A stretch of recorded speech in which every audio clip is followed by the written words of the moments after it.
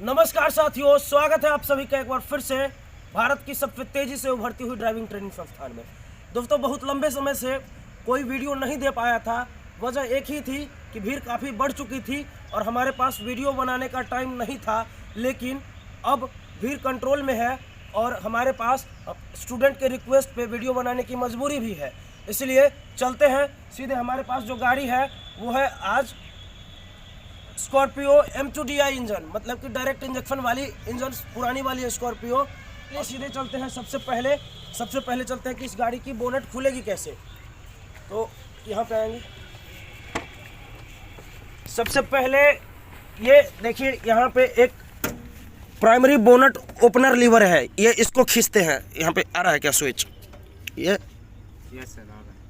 हाँ, इस स्विच को प्राइमरी बोनट ओपनर लीवर कहते हैं। पहले इसको खींचते हैं और इसके जस्ट बाद आपका एक जस्ट लोगों के ऊपर है, जस्ट एम्ब्लेम के ऊपर है, जिसको लेफ्ट साइड की तरफ खिसकाने पे आपका ये लॉक खुलता है।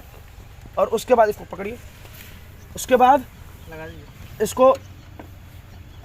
ये जो है, इस पोर्शन को बोनट स्टैंड या फिर स्टे रॉड कहते हैं, जिसको यहाँ से पकड़ना है। क्योंकि अगर इंजन गर्म होगी तो अगर आप कहीं और से पकड़ते हैं तो हाथ जलने की आशंका है। इसलिए यहाँ से पकड़ते हुए और इधर हुक में फंसा करके इसको स्टैंड पे खड़ा करते हैं बोनेट को। अब एक एक करके जानना शुरू करते हैं सारे पार्ट्स को, बोनेट के नीचे के सारे पार्ट्स को जानना शुरू करते हैं। इधर बैटरी से ही शुरू करते हैं, इधर बैटरी से ही। और बैटरी में सबसे पहले ध्यान रखना है कि ये जो बैटरी है वो आमतौर पे इस रेंज की गाड़ी में 60 से लेकर के 70 एम्पियर तक की बैटरी यूज होती है। 60 से लेकर के 80 एम्पियर तक की बैटरी यूज होती है। हमारी ये जो बैटरी है इस गाड़ी में वो 65 एम्पियर की बैटरी लगी है और 12 वोल्ट की बैटरी लगी है। जितनी भी गाड़ी LMV आप लोग देख रहे हैं, हम लोग का जो पाला पड़ रहा है जिन गाड़ियों से ट्रेनिंग कैंप में या फिर आपके टेस्ट में जो पाला पड़ना है DET में, उन सभी गाड़ियों में, लगभग सभी गाड़ियों में 12 वोल्ट की बैटरी ही यूज होगी। और 65 एम्पियर की बैटरी है ये, मतलब कि 50 से 70 एम्पियर 80 एम्पियर तक जाते जाते सारे गाड़ी कवर हो जाएंगे। तो आपसे अगर पूछा जाए तो इंडिविजुअली किसी गाड़ी के बारे में पूछा जाए तो ठीक है, अदरवाइज आप बोल देंगे 60 से 80 एम्पियर तक की बैटरी यूज होती है इन गाड़ियों में। चलिए अब बैटरी के बारे में जानते हैं। बैटरी से देखा होगा कि बैटरी के दो टर्मिनल, एक निगेटिव टर्मिनल, ये वाला निगेटिव टर्मिनल को देखेंगे अगर आप गौर से, तो निगेटिव टर्मिनल थोड़ी पतली होती है पॉजिटिव टर्मिनल के कंपैरिजन में। पॉजिटिव टर्मिनल के कंपैरिजन में निगेटिव टर्मिनल थोड़ी पतली होती है। पॉजिटिव टर्मिनल थोड़ा मोटा होता है।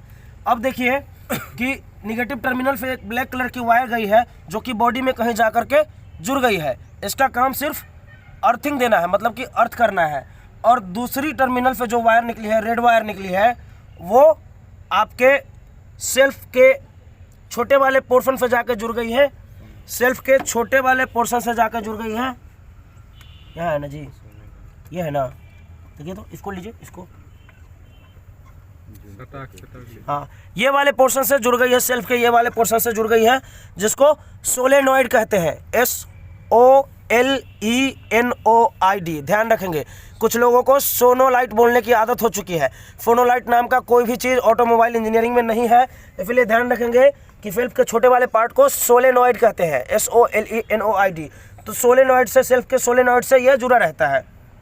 चलिए आगे, अगली चीज़ जो आपको देखनी है वो आप इसके जस्ट बगल में आपका ये फ्यूल फिल्टर है। ये फ्यूल फिल्टर है, इसमें 2 फिल्टर लगे हैं, इसमें 2 फिल्टर लगे हैं। और फ्यूल टैंक से क्या होता है कि इसमें फ्यूल आ रहा है और फिल्टर होकर के फिर आगे की तरफ बढ़ाएगा ये। तो इस फ्यूल फिल्टर में देखिए कि 2 फिल्टर लगा हुआ है।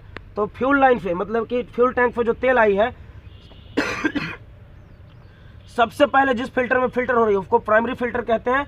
और फिर बगल में सेकेंडरी फिल्टर भी लगी हुई है। 2 फिल्टर यहाँ पे लगे हुए हैं। इसके जस्ट ऊपर में आप देख सकते हैं, इसको फ्यूल फीड पंप या फ्यूल सप्लाई पंप कहते हैं। और इसके ऊपर वाले भाग को, इस वाले भाग को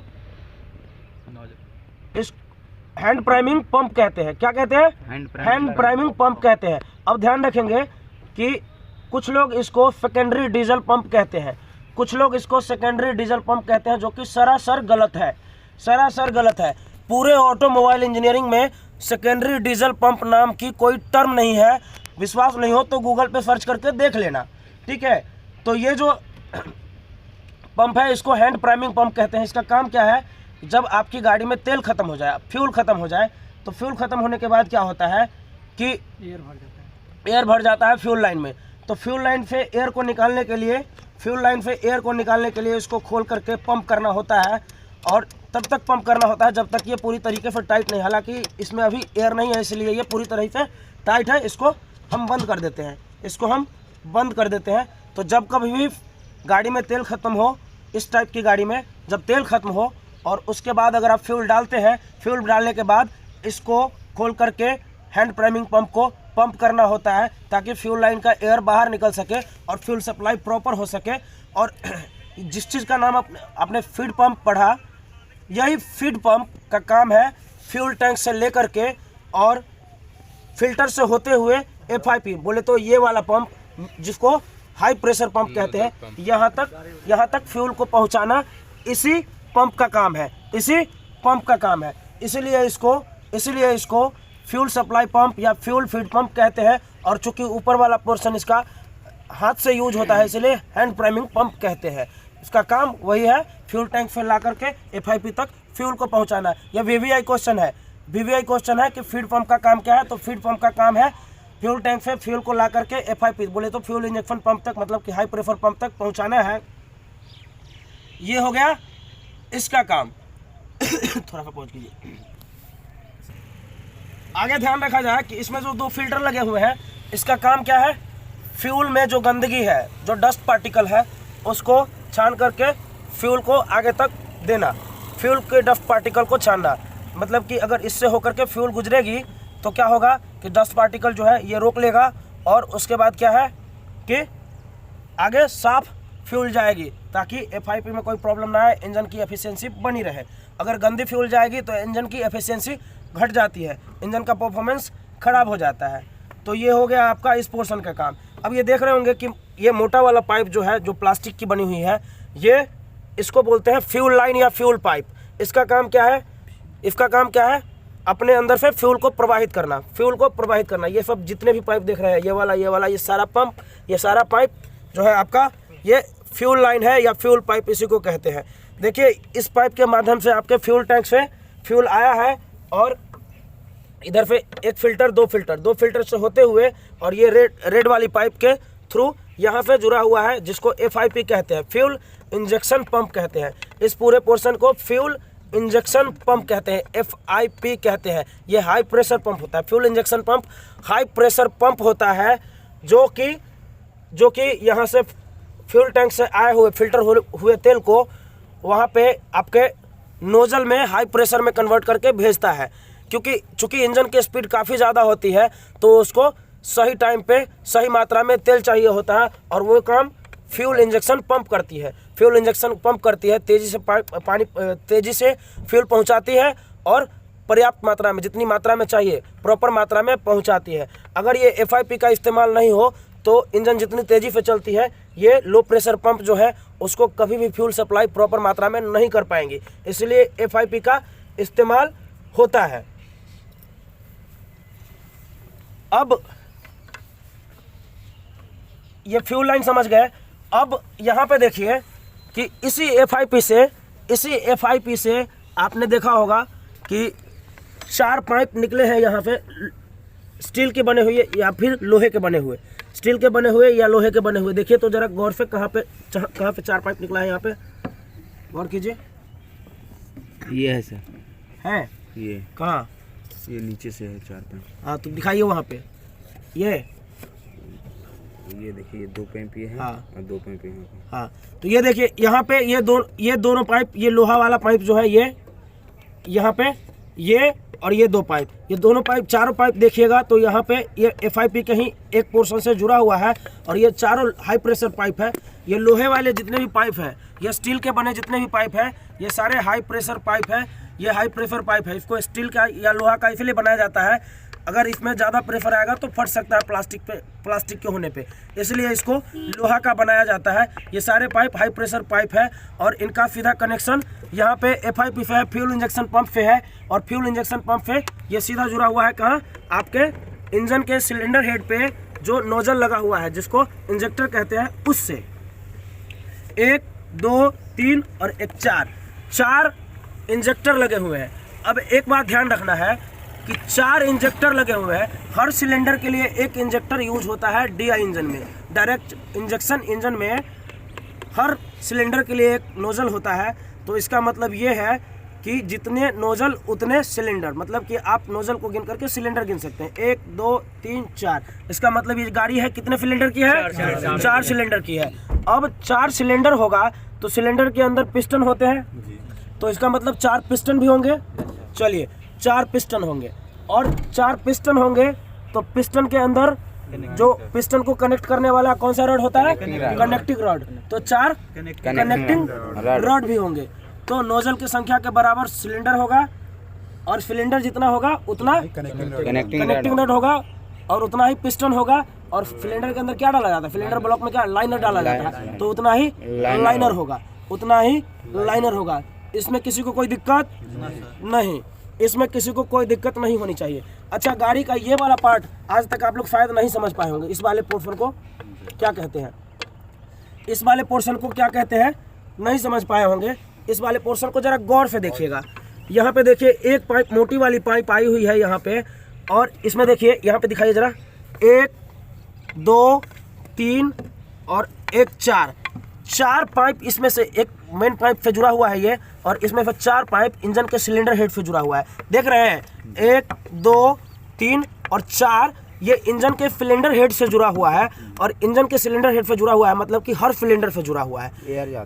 हाँ, इसको बोलते हैं एग्जॉस्ट, सॉरी इसको बोलते हैं इनलेट मैनिफोल्ड, इनलेट मैनिफोल्ड।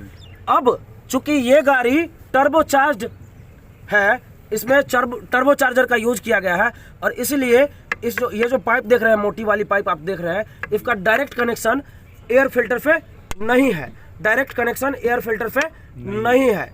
आमतौर पे मेरे तरफ फोकस कीजिए, आमतौर पे कोई गाड़ी होती है जो टर्बोचार्जर जिसमें नहीं होती है, जो गाड़ी टर्बोचार्ज नहीं होती है, आमतौर पे उस गाड़ी का जो एयर क्लीनर होता है उसका डायरेक्ट कनेक्शन होता है आपके इनलेट मैनिफोल्ड पे। लेकिन इस गाड़ी में इनलेट मैनिफोल्ड से डायरेक्ट कनेक्शन एयर फिल्टर का इसलिए नहीं है क्योंकि ये गाड़ी टर्बोचार्ज्ड है, और इसका सीधा कनेक्शन ये मोटी वाली पाइप जो है, आप एक बात गौर करेंगे, आप यहाँ पे आइए, पहले यहाँ पे आइए, इस चीज़ पे गौर करें। सबसे पहले तो ये आपका एयर क्लीनर असेंबली है, और एयर क्लीनर असेंबली का सीधा कनेक्शन देखिए, ये वाली पाइप जो गई है वो यहाँ पे गई है, देखिए ये वाले पोर्शन पे गई है, यहाँ पे देखिए, यहाँ पे जुड़ा है, देख रहे हैं ये यहाँ पे जुड़ा है, इसको बोलते हैं टर्बोचार्जर, इसको बोलते हैं टर्बोचार्जर। ये टर्बोचार्जर का काम क्या है, देखिए इस टर्बोचार्जर का एक मुंह जो जुड़ा हुआ है वो जुड़ा हुआ है आपके एयर फिल्टर से, और दूसरा जो पोर्शन जुड़ा हुआ है वो देखिए एग्जॉस्ट मैनिफोल्ड से जुड़ा हुआ है। देखिए इंजन से निकल रही है 1 2 3 4 पाइप निकली हुई है, हर सिलेंडर से एक पाइप जुड़ी हुई है, और एक जो है ये नीचे की तरफ ये साइलेंसर से जुड़ा होगा, नीचे वाला पोर्शन देखिएगा। तो ये इसको एग्जॉस्ट मैनिफोल्ड कहते हैं, मतलब इंजन से जो एग्जॉस्ट निकलती है उसको बाहर निकालती है। चारों सिलेंडर से एग्जॉस्ट निकलेगी और एक कॉमन पाइप के थ्रू बाहर साइलेंसर में चली जाएगी। एग्जॉस्ट मैनिफोल्ड और इनलेट मैनिफोल्ड दोनों का स्ट्रक्चर लगभग एक जैसा होता है। क्या होता है, एक कॉमन पाइप होता है, एक कॉमन पाइप होता है, इसमें क्या होता है, एक कॉमन पाइप होती है जिससे कि हवा आती है और फिर चारों सिलेंडर में भेजती है। इसमें भी क्या होता है, 4 पाइप अंदर में निकला हुआ है, एग्जॉस्ट मैनिफोल्ड में भी 1 2 3 4, इसमें चारों सिलेंडर से धुआं निकलती है और एक कॉमन पाइप के थ्रू बाहर निकल जाती है। तो इनलेट मैनिफोल्ड और एग्जॉस्ट मैनिफोल्ड का स्ट्रक्चर सेम होता है। क्या, एक कॉमन पाइप होती है और 4 अलग अलग पाइप होते हैं जिसका सीधा कनेक्शन सिलेंडर से होता है। तो ये देखिएगा, ये टर्बोचार्जर जो है यहाँ पे एग्जॉस्ट मैनिफोल्ड से भी जुड़ी हुई है। क्यों जानते हैं, क्योंकि टर्बोचार्जर जो है एग्जॉस्ट गैस पे ही काम करती है, मतलब कि आपके इंजन से जो एग्जॉस्ट गैस निकल रही है, मतलब कि जो धुआं निकल रही है, उसको यहाँ पे टर्बोचार्जर जो है, फिर से टर्बोचार्जर से एक मोटी वाली पाइप देखिए कहीं पे जुड़ी है। एक सेकंड हमको देखने दीजिए, थोड़ा सा पॉज कीजिए,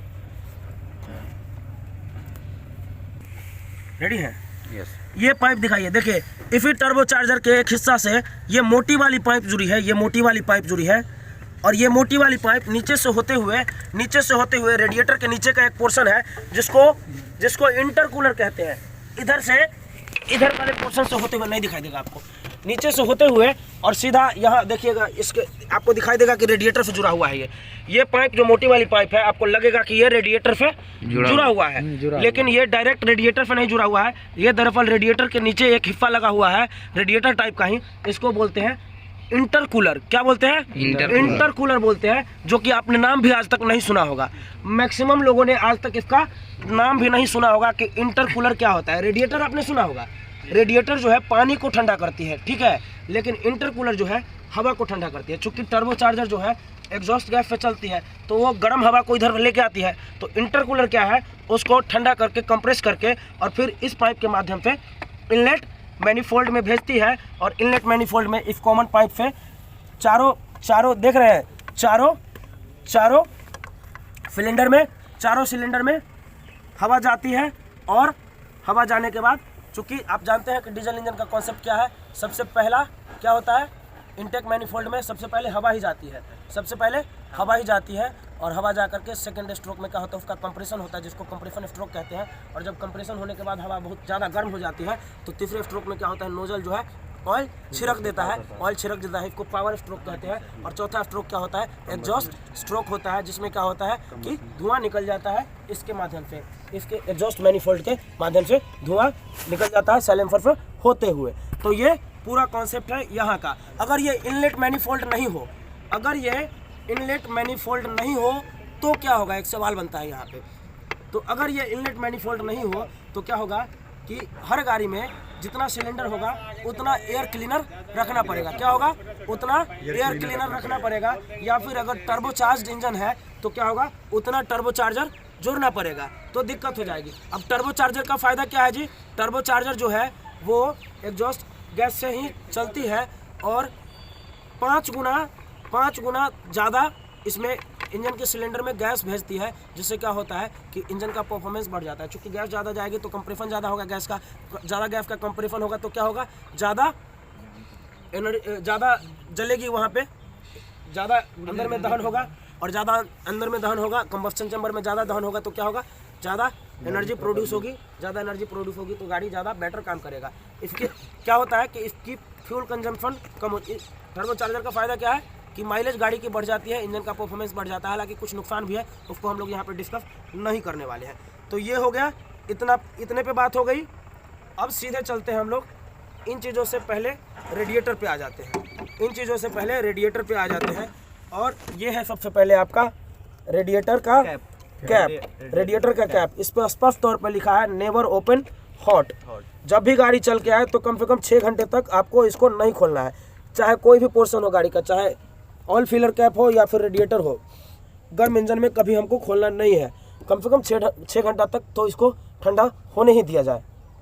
चलिए, तो गर्म में कभी भी नहीं खोले, क्योंकि इसका फ्लो बना रहता है, प्रेशर बना रहता है। खोलेंगे सीधे फेस पे मार सकता है, हाथ जल सकता है, कुछ भी हो सकता है, ठीक है। तो इसको गर्म में कभी भी ना खोले। तो ये है आपके गाड़ी का रेडिएटर, ये वाला पोर्शन रेडिएटर है, और इसके जस्ट पीछे इसका रेडिएटर फैन लगा हुआ है। सबसे पहले जान लीजिए कि इस रेडिएटर फैन का कॉन्सेप्ट क्या है। मैक्सिमम लोग ये समझते होंगे कि रेडिएटर का जो फैन है ये हवा देती है और बाहर के तरफ हवा देती है। दरअसल ये रेडिएटर फैन जो है अंदर की तरफ हवा खींचती है, पहली बात जान लीजिए। और इसका जो सर्कुलेशन होता है वो एंटी क्लॉकवाइज होता है। बस इतना जानिए। अब इस रेडिएटर का काम क्या है, इस रेडिएटर का काम है इंजन से जो गर्म पानी और कूलेंट का मिक्सचर आता है उसको फिर से ठंडा करके वापस इंजन को देना, इंजन के वाटर जैकेट में भेजना। ये रेडिएटर का काम होता है। तो इस रेडिएटर के 3 पार्ट होते हैं। कोई भी रेडिएटर हो उसके 3 पार्ट होते हैं। यहाँ पे चूंकि ढका हो, लेकिन ध्यान रखिएगा, एक ऊपर में टैंक होता है और बीच वाले पोर्शन को कोर कहते हैं, और नीचे वाले पोर्शन को एक सेकंड पॉज कीजिए। 3 पार्ट, ऊपर वाले पार्ट को अपर टैंक कहते हैं, और बीच वाले को कोर कहते हैं, और नीचे वाले को लोअर टैंक कहते हैं, नीचे वाले को लोअर टैंक कहते हैं। अब एक चीज़ ध्यान देने वाली है कि यहाँ पे देखेंगे आप कि रेडिएटर के नीचे वाले पोर्शन पे, मतलब कि लोअर टैंक से ये होज पाइप गुजरी है। ये मोटे मोटे वाले पाइप जो है, जो फ्लेक्सिबल होते हैं, आमतौर पे इसको क्या कहते हैं? Hose pipe, HOSCPIP। इसको मैकेनिक वगैरह जो है हॉर्स पाइप कहता है, हॉर्स पाइप कहता है। भूल से आप लोग हॉर्स पाइप नहीं कहेंगे, आप लोग पढ़े लिखे लोग हैं। होज पाइप, HOSEPIPE, ठीक है, होज पाइप। ये होज पाइप यहाँ पे निकली हुई है। इसको जो देख रहे हैं, ये जो है, ये क्या कर रहा है? ये यहाँ पे क्या कर रहा है? पानी दे रहा है वहाँ। हाँ, ये क्या है? ये इसी पाइप के माध्यम से इंजन में पानी और कूलेंट का मिक्सचर जाएगा। मतलब ये क्या हो गया? आउटलेट टू इंजन हो गया, आउटलेट टू इंजन हो गया, या फिर इनलेट, ये सॉरी, आउटलेट टू इंजन हो गया। मतलब कि इंजन की तरफ आउटलेट कर रहा है ये इस पाइप के माध्यम से। समझ रहे हैं? अब इस पाइप सिर्फ वाटर और कूलेंट का मिक्सचर अपने आप तो जाएगा नहीं, अपने आप तो यहाँ तक जाएगा नहीं। क्या करना होगा? किसी भी चीज़ को कहीं भी पहुँचाने के लिए पंप का यूज होता है। तो एक वाटर पंप भी है यहाँ पे, वाटर पंप भी है, जो कि आपको ये वाला पोर्शन है। क्या? ये जो है वाटर पंप है। क्या है? ये आपका वाटर पंप है। इसका काम क्या है? वाटर पंप का काम है कि आपके रेडिएटर से पानी और कूलेंट के मिक्सचर को सक करके, मतलब कि खींच करके, और इंजन के वाटर जैकेट में पहुंचाना और पूरा सर्कुलेट करके फिर से रेडिएटर में वापस भी भेजना। मतलब कि पानी और कूलेंट के मिक्सचर को सर्कुलेट कराना किसका काम है? किसका काम है? Water pump. वाटर पंप का काम है। किसका? वाटर पंप का। तो ये वाटर पंप भी समझ चुके हैं आप लोग? अरे समझ चुके हैं? ये सुनो, चलिए, वेरी गुड। अब ये वाटर पंप आप समझ चुके हैं। अब ये रेडिएटर किस थ्योरी पे काम करते हैं, जरा गौर करेंगे। इस पाइप के माध्यम से होकर के पानी और कूलेंट का मिक्सचर क्या होगा? इधर वाटर पंप खींच करके उसको इंजन के वाटर जैकेट में भेजेगा। अब इंजन के वाटर जैकेट में भेजेगा। अब क्या है कि इंजन के वाटर जैकेट में जब कूलेंट और पानी का मिक्सचर जाएगा तो क्या होगा? गर्म होगा। और जब गर्म होगा तो फिर गर्म पानी और कूलेंट के मिक्सचर को इस पाइप के माध्यम से, इस होज पाइप के माध्यम से फिर रेडिएटर में भेजा जाता है। और फिर से वही प्रोसेस चलता है, वो ऊपर से नीचे जाता है ठंडा होकर के, और नीचे लोअर टैंक से फिर से आपको उस होज पाइप के माध्यम से वाटर पंप सक करके और फिर से इंजन में भेज देती है। लेकिन इस बीच में एक प्रोसेस है, इस बीच में एक खतरा है, इस बीच में एक रुकावट है। इस चीज़ को समझना पड़ेगा। वो है थर्मोस्टेट वाल्व। वो है थर्मोस्टेट वाल्व। हर इंजन का एक फिट टेम्परेचर होता है, प्री सेट टेम्परेचर होता है, स्टैंडर्ड टेम्परेचर होता है। आमतौर पे ये टेम्परेचर जो होता है वो 82 degree Celsius to 91 degree Celsius होता है। आमतौर पे हम लोगों को पढ़ाया जाता है कि 80 से 85 डिग्री सेल्सियस पे थर्मोस्टेट वाल्व खुलती है। ठीक है, तो 82 डिग्री सेल्सियस भी आमतौर पे 80-85 के बीच में ही है। तो याद रखिएगा, हालांकि इसका कोई स्टैंडर्ड आंसर नहीं है। आपसे अगर पूछा जाए 80 से 85 डिग्री सेल्सियस भी बोल दीजिएगा तो आंसर सही माना जाएगा। हमारे हिसाब से क्या बोलिएगा आप लोग? 8291 डिग्री सेल्सियस। अलग अलग स्टैंडर्ड टेम्परेचर होता है अलग अलग इंजन का। अब ये थर्मोस्टेट वाल्व का काम क्या है, ध्यान से सुनिएगा। मान लीजिए कि इस गाड़ी का स्टैंडर्ड टेम्परेचर 82 डिग्री सेल्सियस है। ठीक है, अब क्या होगा कि पानी और कूलेंट का मिक्सचर इस इंजन के वाटर जैकेट से होकर के आया, और उस पानी और कूलेंट के जो मिक्सचर है उसको गर्म होते होते 81 डिग्री सेल्सियस पे ही रह गया। मतलब कि 82 डिग्री सेल्सियस के टेम्परेचर को उसने छुआ नहीं या फिर उसको क्रॉस नहीं किया। अब क्या होगा, जब उसने उसको छुआ नहीं, मतलब कि 82 डिग्री सेल्सियस से नीचे रह गया वो पानी और कूलेंट का मिक्सचर, तो क्या करेगा? ये थर्मोस्टेट वाल्व जो है इसको रोक देगा। थर्मोस्टेट वाल्व उसको रोक देगा, बोलेगा बेटा तू उतना गर्म नहीं हुआ है कि अभी तुमको इधर जाने दिया जाए, पहले जाओ, फिर से इंजन में चले जाओ और फिर से गर्म होके आओ, और 82 डिग्री सेल्सियस या उससे ऊपर होके आना, तब हम तुमको इधर जाने देंगे। मतलब कि रेडिएटर में वापस जाने की जो क्राइटेरिया है वो स्टैंडर्ड टेम्परेचर आना पड़ेगा। अगर पानी मान के चले हैं अभी, ठीक है, पानी स्टैंडर्ड टेम्परेचर पे नहीं आ जाए गर्म होकर के, तब तक रेडिएटर में ये थर्मोस्टेट वाल्व उसको बहने नहीं देता है। थर्मोस्टेट वाल्व उसको बहने नहीं देता है।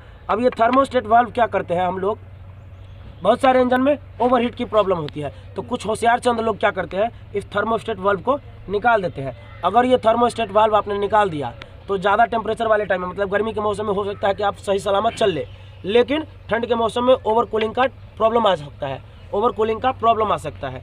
इसलिए थर्मोस्टेट वाल्व का होना ज़रूरी है, क्योंकि ये गाड़ी के टेम्परेचर का ध्यान रखता है, गाड़ी के टेम्परेचर को मेंटेन किए रखता है। ठीक है, ज़्यादा हो रहा है तो रेडिएटर में पानी को भेज देता है, कूलेंट को भेज देता है, और कम हो रहा है तो फिर से बाइप ऑफ कर देता है। तो थर्मोस्टेट वाल्व का काम क्या है कि स्टैंडर्ड टेम्परेचर पे जब तक पानी और कूलेंट का मिक्सचर नहीं आता है तब तक क्या करती है, इंजन में फिर से बाइप ऑफ कर देती है, उसको रेडिएटर में नहीं जाने देती है।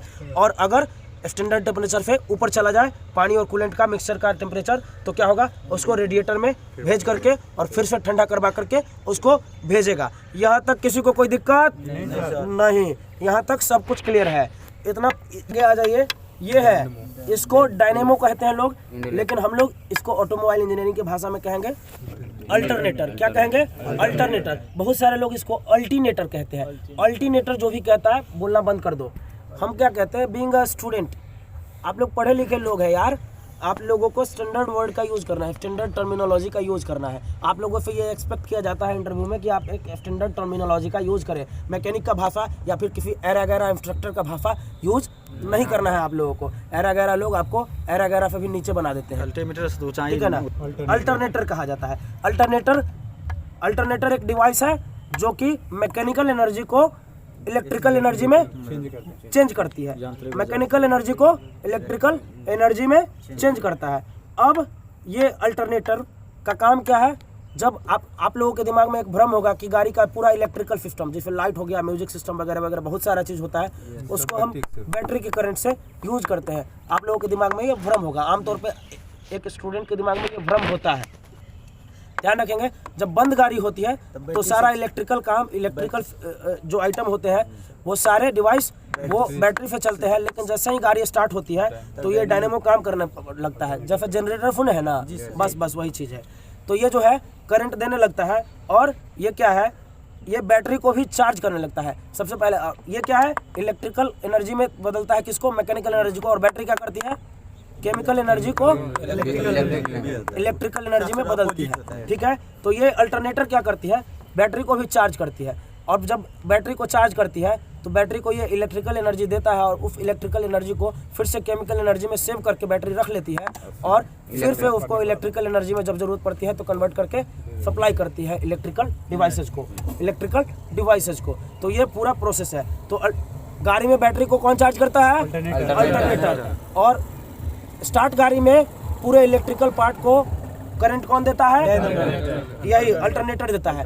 अब आपकी गाड़ी में अगर गाड़ी स्टार्ट नहीं हो रही है, बैटरी डाउन हो गई है, तो बैटरी डाउन हो गई है तो सबसे पहले आप एक चीज़ चेक कीजिएगा कि बैटरी का कनेक्शन सही है कि नहीं। अगर बैटरी का कनेक्शन सही पाया गया तो मोस्ट प्रोबेबली 90% चांस है कि आपके अल्टरनेटर में प्रॉब्लम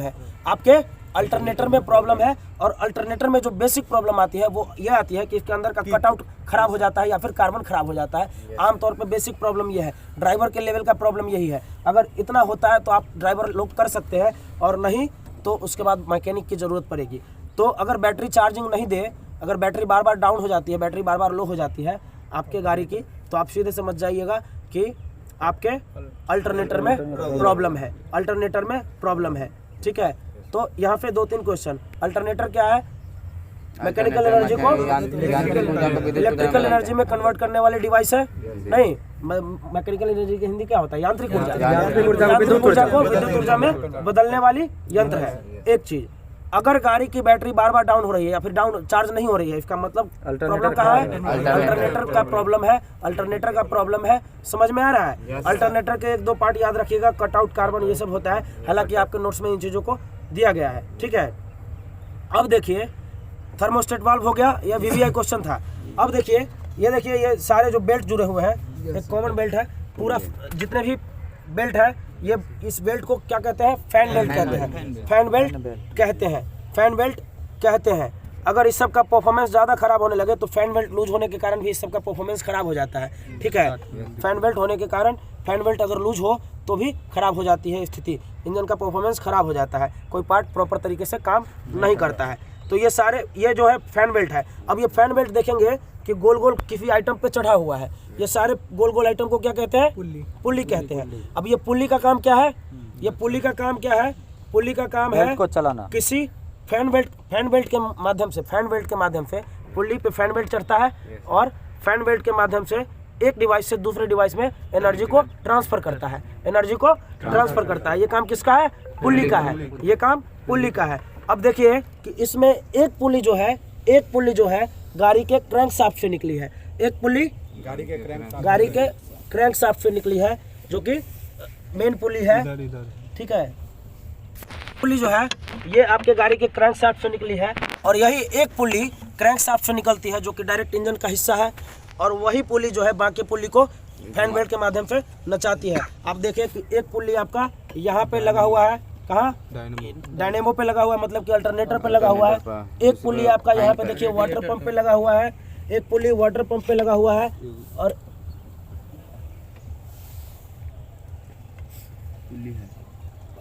एक पुल्ली मतलब कि जहाँ जिस पोर्शन पे ज़रूरत होती है हर उस पोर्शन पे लगी हुई है, ठीक है। एक पुल्ली का कनेक्शन आपके स्टीयरिंग मोटर से भी है, तो जो भी पोर्शन रोटेट करने वाला पोर्शन है जिसमें घूर्णन चाहिए, वो सारा पोर्शन क्या होगा? फैन बेल्ट के माध्यम से किससे जुड़ा होगा? फैन बेल्ट के अलग अलग पुल्ली से जुड़ा होगा, फैन बेल्ट के माध्यम से, ठीक है। तो फैन बेल्ट और पुल्ली समझ गए? चलिए, वेरी गुड, फैन बेल्ट और पुल्ली समझ गए।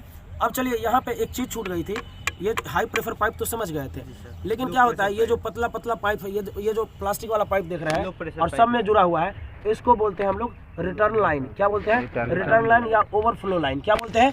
रिटर्न लाइन या ओवरफ्लो लाइन। इसका काम क्या है? नोजल में जो एक्सेस अमाउंट का जो फ्यूल होता है, ज़्यादा फ्यूल जो हो जाता है तो ओवरफ्लो होता है, तो उसको क्या है फिर से वापस रिटर्न लेकर के फ्यूल टैंक में वापस भेजता है, फ्यूल टैंक में वापस भेजता है। तो ये रिटर्न लाइन है, इसमें कोई दिक्कत नहीं। यहाँ पे इसको क्या कहते हैं?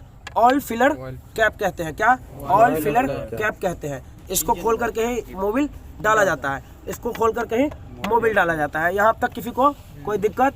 यहाँ तक किसी को कोई दिक्कत नहीं।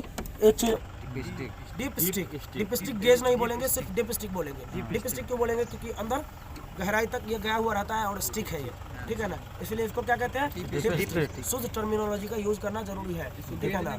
हाँ, पर गेज नहीं बोलना, मोबिल गेज बोलिएगा या फिर डीप स्टिक बोलिएगा। डीप स्टिक गेज नहीं बोलना, अगर डीप स्टिक बोलते हैं तो गेज नहीं, अब मोबिल गेज बोलना है तो बोलिए, मोबिल गेज बोलना है तो बोलिए, नहीं तो डीप स्टिक बोलिए, ठीक है। अब देखिए यहाँ पे पॉइंट अलग अलग बना हुआ है, हाथ से मामूली मार दीजिए ना, देख रहे हैं? एक दो पॉइंट बना हुआ है, 2 पॉइंट बना हुआ है। देखिए मिडिल वाला जो पॉइंट है, आपकी जो मोबिल है वो इस दोनों पॉइंट के बीच होती है तो आइडियल मानी जाती है। हालांकि इसके इर्द गिर्द रहे तो ज़्यादा बेहतर है, ठीक है। ज़्यादा अगर इसके नीचे आती है तो एकदम ज़रूरी है क्या? मोबिल डालिए और, ठीक है, और नहीं तो बदलिए। अब चूंकि आपका जो अभी मोबिल लगी हुई थी, देखा आपने कि ज़्यादा चिपचिपा नहीं था, ठीक है, पतली थी, इसका मतलब है कि मोबिल अभी चलने वाली है। अगर मोबिल बदलने वाली होगी तो चिपचिपा टाइप की हो जाएगी, कीचड़ टाइप की हो जाएगी, ठीक है। जब इसी स्थिति में मोबिल आ जाए, पूरी काली हो जाए, तो समझ जाएंगे कि हमारी जो इंजन ऑयल है वो बदलने वाली है, बदलने की ज़रूरत है।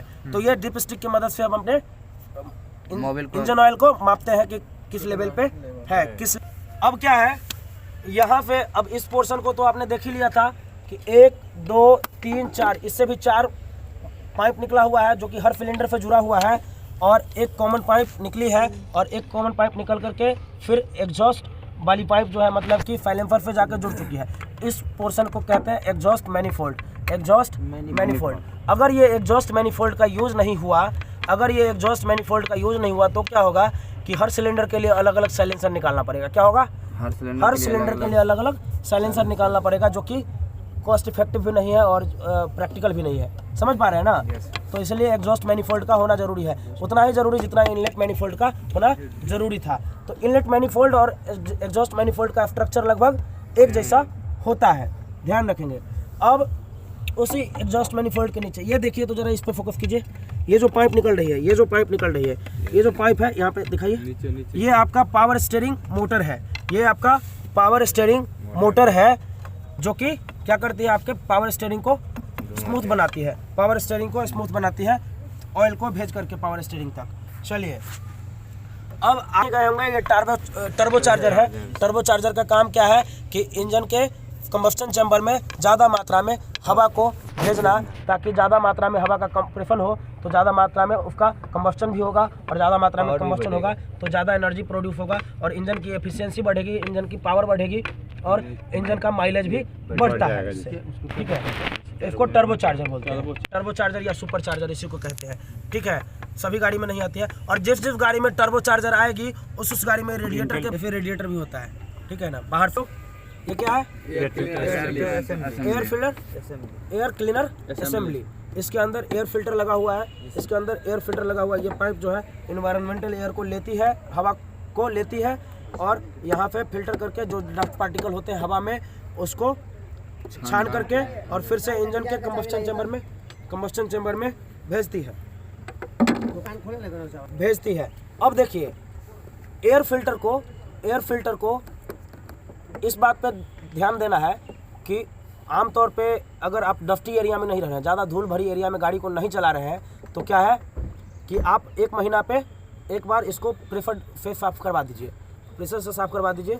अगर ज़्यादा डस्टी एरिया में रह रहे हैं तो वीकली साफ़ करवाइए, और सब कुछ खैरियत चल रहा है तो 20,000 किलोमीटर पे बदलिए इसको, 20,000 किलोमीटर पे ज़्यादा से ज़्यादा बदल दीजिए, इससे ज़्यादा नहीं।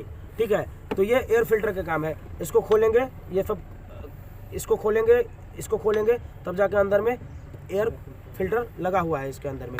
ठीक है, एयर फिल्टर लगा हुआ है। अब ये जो है इंडिकेटर है, एयर फिल्टर चौक हुआ है कि नहीं इस बात को बताने के लिए। ठीक है, अब आगे चलते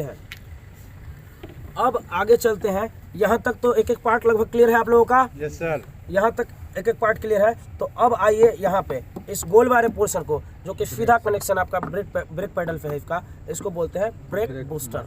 ब्रेक बूस्टर का काम क्या है? आप जो ब्रेक पैडल को प्रेस करते हैं, तो आपके द्वारा जो फोर्स लगाया जाता है उसको बूस्ट करता है, मतलब कि उतना लेवल तक लेके जाता है जितना ब्रेकिंग सिस्टम के लिए ज़रूरी है, और उसको बूस्ट करके और ब्रेकिंग सिस्टम के बराबर का फोर्स देता है ताकि ब्रेकिंग सिस्टम काम कर सके। इसी ब्रेक बूस्टर से ठीक सटा हुआ ये है ब्रेक मास्टर सिलेंडर, और इसके ठीक ऊपर लगा है ये जो इसको कहते हैं ब्रेक फ्लूइड रिजर्वोयर। क्या? ब्रेक फ्लूइड रिजर्वोयर, या इसी को कहते हैं ब्रेक ऑयल टैंक, कंटेनर या टैंक।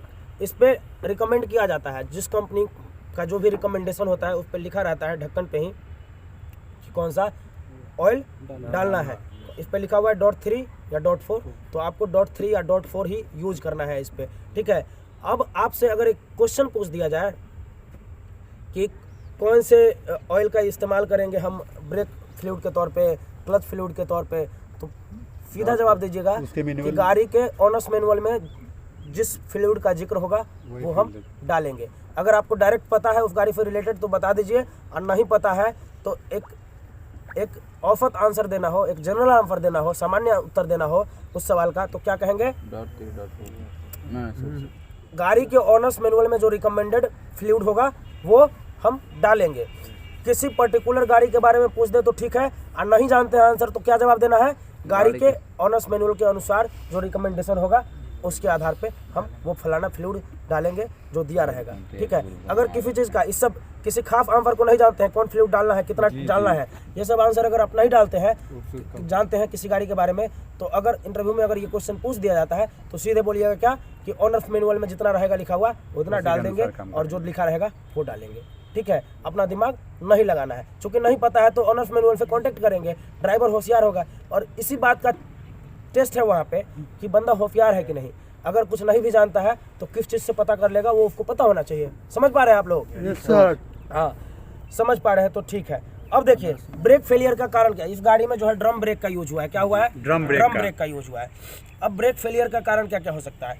या तो आपके ब्रेक पेडल का स्प्रिंग टूट जाना जी, एक, उसके बाद ब्रेक बूस्टर का खराब हो जाना, तीसरा ये जो ब्रेक फ्लूइड कंटेनर है इसमें लीकेज आ जाना, मतलब कि इसमें फ्लूइड खत्म हो जाना। ठीक है, मतलब कि ब्रेक फ्लूइड का भी खत्म हो जाना। कितने कारण हो गए? 4 कारण हो गए। अब देखिए मास्टर सिलेंडर भी खराब हो जाएगा तो भी आपका ब्रेक फेल हो जाएगा। अगर ब्रेक फ्लूइड लाइन में, मतलब कि ब्रेक फ्लूइड का जो पाइप है उसमें अगर लीकेज आ जाए तो भी आपका ब्रेक फेल हो सकता है। कितने रीजन हो गए जी? 6 रीजन हो गए। अब अंदर की बात चलते हैं। ब्रेक शू अगर खराब हो गया घिस गया ज़्यादा तो भी ब्रेक फेलियर हो सकता है। और अगर ब्रेक शू के अलावा एक ब्रेक लाइन होता है, ब्रेक लाइन भी अगर ख़राब हो गया तो भी आपका क्या होगा, ब्रेक फेल हो सकता है। अच्छा, इस मास्टर सिलेंडर से जुड़ा हुआ, इस मास्टर सिलेंडर से जुड़ा हुआ, इसको मास्टर सिलेंडर क्यों कहते हैं पता है? मास्टर सिलेंडर का मतलब ये हो गया कि सबका मालिक यही है, इसके अंदर में और सिलेंडर काम कर रहा है, तब ना इसको मास्टर सिलेंडर कहेंगे जी। इसका मतलब है कि जितना पहिया है ना गाड़ी में, सब पहिया में एक एक स्लेब सिलेंडर लगा हुआ है ब्रेकिंग सिस्टम में। स्लेब सिलेंडर का मतलब समझते हैं, गुलाम सिलेंडर।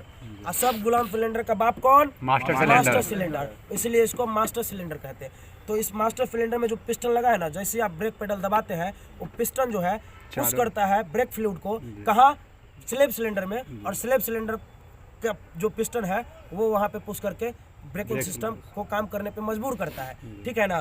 तो अगर किसी पर्टिकुलर पहिया से जुड़ा हुआ अगर स्लेब सिलेंडर भी खराब हो गया तो उस पर्टिकुलर पहिया का ब्रेक नहीं लगेगा, ठीक है। तो ब्रेक फेलियर के 7-8 रीजन जान गए आप लोग। Yes sir. और ये बहुत ज़्यादा होता है, 2-3 रीजन पूछेगा आपके एग्जाम में। 7-8 रीजन जानते हैं, ये मोर देन सफिशिएंट है, ये सुनो, मोर देन सफिशिएंट है। तो ब्रेक की कहानी खत्म, ब्रेक की कहानी खत्म। जाते हैं क्लच पे। तो ये जो टैंक देख रहे हैं, ये जो कंटेनर देख रहे हैं, इसको बोलते हैं क्लच फ्लूइड कंटेनर या क्लच फ्लूइड रिजर्वॉयर। उसके ठीक नीचे क्लच मास्टर सिलेंडर लगा हुआ है, क्लच मास्टर सिलेंडर लगा हुआ है। अब मास्टर सिलेंडर लगा हुआ है तो उसका मतलब एक फ्लैप सिलेंडर भी अंदर में होगा, एक फ्लैप सिलेंडर भी अंदर में होगा। तो क्लच फेलियर का रीज़न क्या क्या हो सकता है, ध्यान रखें। या तो इसका फ्लूइड खत्म हो जाए, क्लच फ्लूइड, या फिर लीक हो जाए, इसका ये इस कंटेनर में लीकेज आ जाए, या फिर इसका जो लाइन है क्लच फ्लूइड लाइन जो है, मतलब कि पाइप जो है उसमें लीकेज आ जाए। तो अगर वायर वाली क्लच है तो उसका क्लच वायर भी टूट जाए तो भी क्लच फेल हो सकता है। और इसके अलावा क्लच फेलियर का 1-2 रीज़न और जान लीजिए।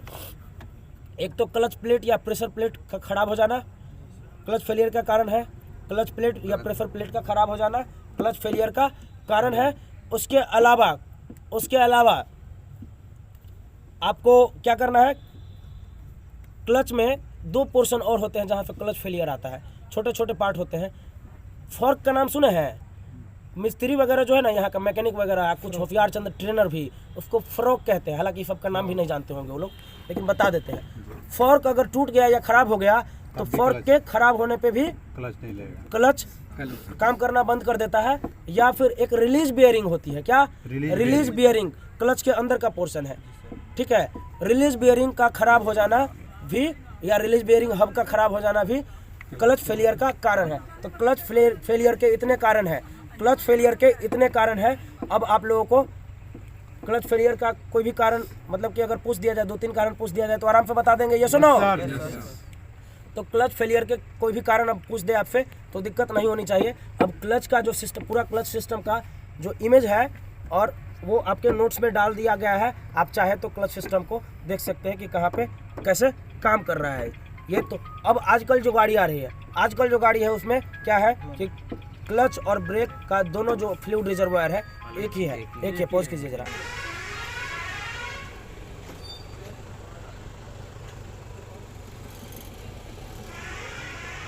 मुझे नज़र आ रही है इधर का पोर्शन क्लियर है, इधर का पोर्शन आप लोगों का ऑलमोस्ट क्लियर है, ठीक है ना। अब स्टीयरिंग फेलियर का कारण जो है, स्टीयरिंग फेलियर का कारण आप लोग वहाँ पे देखेंगे। देखिए ये पावर स्टीयरिंग फ्लूइड टैंक है, पावर स्टीयरिंग फ्लूइड कंटेनर या पावर स्टीयरिंग फ्लूइड रिजर्वॉयर कहते हैं, ठीक है। इसमें पावर स्टीयरिंग फ्लूइड डाला जाता है। अगर इसका फ्लूइड खत्म हो जाए तो पावर स्टीयरिंग टाइट हो जाएगी। वो जो देखते हैं आप लोग, स्टीयरिंग टाइट हो जाती है, फेलियर नहीं होगी, फेलियर नहीं होगी, टाइट हो जाएगी। क्या होगी? टाइट हो जाएगी। या फिर इसके लाइन में भी, मतलब कि पाइप में भी अगर लीकेज जाए तो क्या होगी? स्टीयरिंग टाइट हो जाएगी, लेकिन स्टीयरिंग फेल नहीं होगी, स्टीयरिंग फेल नहीं होगी। स्टीयरिंग फेल होने के पीछे कई सारा कारण होता है, अलग अलग तरह का स्टीयरिंग होता है। स्टीयरिंग रैक वाला स्टीयरिंग होता है, स्टीयरिंग बॉक्स वाला स्टीयरिंग होता है। बॉक्स वाले स्टीयरिंग में बॉक्स में कोई खराबी आ जाए, ठीक है, बॉक्स का बेरिंग वगैरह टूट जाए, बॉक्स के अंदर में कोई खराबी आ जाए तो स्टीयरिंग बॉक्स खराब हो जाने पे स्टीयरिंग फेल होता है, या फिर रैक वाले स्टीयरिंग में स्टीयरिंग रैक में प्रॉब्लम आने पे स्टीयरिंग फेलियर होती है, या फिर एंड का ख़राब हो जाना भी स्टीयरिंग फेलियर का एक कारण है। तो इतना मोटा मोटी जानिए, बहुत ज़्यादा नहीं जानिए, फिर बाकी क्लासरूम में तो हम लोग जानेंगे ही। तो ये स्टीयरिंग फ्लूइड रिजर्वॉयर है, इतना हो गया। अब एक नंबर कितना रहता है? TFR उसमें वो आपको गाड़ी के ऑनर्स मैनुअल में रिकमेंडेड होता है, ठीक है। अब ये देख लीजिए, यहाँ पे आइए, यहाँ पे जरा, ये दिखाई दे रहा है, ये है आपका एक्सीलरेटर का वायर, एक्सीलरेटर का वायर। और एक्सीलरेटर का वायर जो है हमेशा आपके FI2 से जुड़ा होता है, फ्यूल इंजेक्शन पंप से जुड़ा होता है। इसका काम क्या है, जब भी आप एक्सीलरेटर बढ़ाते हैं, मतलब कि गाड़ी को एक्सीलरेट करते हैं, तो ये क्या होता है कि ये खुल जाता है। इसका स्प्रिंग जो है, ये देख रहे हैं, इसके अंदर में लगा हुआ है कुछ जो कि फ्यूल के कंजम्पशन को निर्धारित करता है, फ्यूल की मात्रा को निर्धारित करता है। अगर आप एक्सीलरेटर खींच देते हैं, ये तार उस तरफ खींची जाती है, तो क्या होता है, मुंह खुल जाता है उसका और ज़्यादा मात्रा में फ्यूल सप्लाई होने लगता है। इससे क्या होता है, इंजन की स्पीड बढ़ जाती है, ज़्यादा मात्रा में एनर्जी बनने लगती है, तेज़ी से इंजन काम करने लगती है, ठीक है। ये एक्सीलरेटर का काम है, ये एक्सीलरेटर का काम है आपका। तो कुल मिलाकर के लगभग गाड़ी के सारे पार्ट्स को आपने देख लिया। अब यहाँ पे डब्बा जो दिखाई दे रहा है उसको जरा सा देख लेते हैं। हालांकि हमारे पास एक डब्बा यहाँ पे नहीं है, हालांकि हमारा एक जो है वो कूलेंट रिजर्वॉयर जो था, यहाँ पे एक डब्बा था, इसी टाइप की एक डब्बा होगी कूलेंट रिजर्वॉयर, वो यहाँ पे थी, जो कि नहीं है अभी, यहाँ पे रहती है। और इसका कनेक्शन जो है यहाँ से होना चाहिए था, हालांकि यहाँ पे खराब होने के कारण यहाँ पे दे दिया गया है, ठीक है। ये कूलेंट रिजर्वॉयर यहाँ पे रहती है। कूलेंट रिजर्वॉयर का काम क्या है, पानी और कूलेंट के मिक्सचर को स्टोर करना। और याद रखें कि आप लोगों का जो बिहार का टेम्परेचर है उसमें 30% कूलेंट और 70% पानी होना चाहिए मिक्सर में, ठीक है। और 50-50 भी डाला जाता है, लेकिन 50-50 की ज़रूरत हमारे यहाँ नहीं है। 50-50 की ज़रूरत उन एरिया में है जो ठंडे एरिया है, ठीक है। और जहाँ नेगेटिव टेम्परेचर रहता है वहाँ पे 60-40 का रेशियो भी चल सकता है। लेकिन हम लोगों का जो टेम्परेचर है, हम लोगों का जो क्लाइमेट है, इसमें 30-70 का रेशियो मोर देन इनफ है, इसलिए बेफिक्र रहे। 30 कूलेंट 70 मतलब 30-70 का रेशियो होना चाहिए कूलेंट और वाटर का। याद रखिएगा, कूलेंट क्या है, कूलेंट एक ग्रीनिश लिक्विड है, जो कि क्या करता है, पानी के साथ मिक्स होकर के रेडिएटर में जंग लगने से बचाता है, या फिर रेडिएटर में या फिर इंजन के वाटर जैकेट में पानी को जमने से बचाता है, ठीक है। तो ये कूलेंट से रिलेटेड। अब आप पूछिएगा कि सर कूलेंट कितना डालें, वो टैंक में कितना तेल डालें, वो टैंक में कितना तेल डालें, इस टैंक में कितना तेल डालें, इसमें कितना पानी डालें, ये सब पूछिएगा ना। ये सब गाड़ी का अलग अलग होता है, इसीलिए हम नहीं बताएंगे। और ऑनर्स मैनुअल में जो रिकमेंडेड होगा उस हिसाब से काम कीजिएगा। समझ में आ रहा है सब कुछ? चलिए, अब इस गाड़ी में हीटर प्लग नहीं है, ठीक है। हीटर प्लग टाटा की गाड़ी में आमतौर पे आती है। हालांकि हीटर प्लग का काम क्या है, गाड़ी को वर्किंग टेम्परेचर पे लाना। हीटर प्लग का काम क्या है, गाड़ी को वर्किंग टेम्परेचर, अपने मांझा में देखिएगा या फिर इंडिगो CS में देखिएगा, उसमें हीटर प्लग है। मतलब यहाँ पे बीच में देखिएगा, ये यहाँ पे नोजल देख रहे हैं, उसके जस्ट बगल में सिलेंडर से जुड़ा हुआ क्या रहता है, हीटर प्लग। हीटर प्लग का काम क्या है, इंजन को वर्किंग टेम्परेचर पे लाना। हालांकि इसमें नहीं है, हालांकि आपके नोट्स में उस चीज़ का जिक्र भी है। अच्छा, फ्यूज बॉक्स यहाँ पे नहीं है, इसमें अभी दिखाई नहीं दे रहा है फ्यूज बॉक्स, ठीक है, टूट गया है। लेकिन फ्यूज बॉक्स यहाँ पे आमतौर पे होता है। और फ्यूज बॉक्स का काम क्या है, इस पोर्शन पे चाहे उस पोर्शन पे कहीं भी, ठीक है। फ्यूज बॉक्स में क्या होता है, कलेक्शन ऑफ फ्यूज होता है। फ्यूज का बहुत सारा, फ्यूज का इंजन के अलग अलग पार्ट से जुड़ा हुआ फ्यूज होता है, उसका कलेक्शन एक जगह बॉक्स में होता है, ठीक है। और एक फ्यूज बॉक्स आपके केबिन के अंदर होता है, एक फ्यूज बॉक्स आपके केबिन के अंदर होता है। चलिए, यहाँ तक कोई दिक्कत? गाड़ी से रिलेटेड लगभग मैटर क्लियर हो जाएगा और इससे ज़्यादा सवाल बोनट के नीचे से नहीं पूछे जाएंगे। और उम्मीद करते हैं कि अब तक आपने जो भी वीडियोस देखा होगा, जो भी क्लास किया होगा, उससे बेहतर इस यहाँ पे